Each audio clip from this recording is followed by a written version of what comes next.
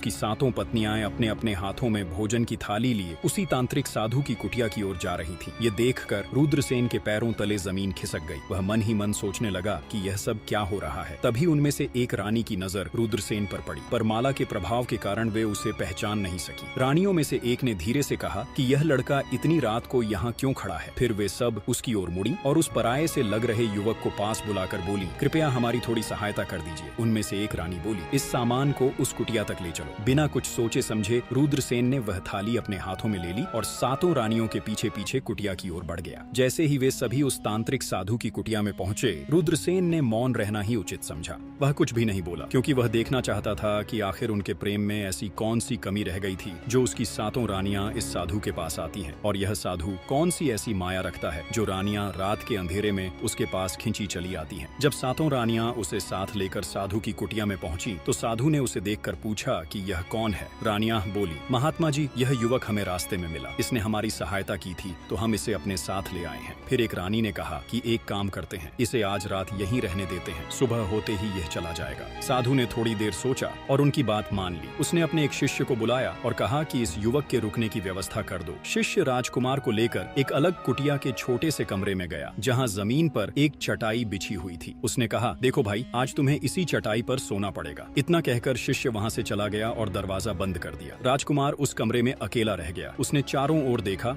और फिर चटाई की ओर नजर गई। मन में सोचा, आज तो सचमुच चटाई पर सोने की नौबत आ ही गई। फिर खुद से कहा, चलो कोई बात नहीं, एक रात की ही तो बात है। जैसे ही वह चटाई पर बैठने को हुआ, उसे अचानक मालिन की वह बात याद आ गई, जब भी तुम्हें चटाई पर बैठने की नौबत आए तो उसे झाड़ लेना। यह वाक्य उसके कानों में गूंजा और वह ठिठक गया। उसने तुरंत चटाई को उठाकर झाड़ा और जो दृश्य सामने आया उसे देख उसके पैरों तले जमीन खिसक गई। चटाई के नीचे एक भयानक गहरा कुआं था, काला, डरावना और रहस्य से भरा हुआ। रुद्रसेन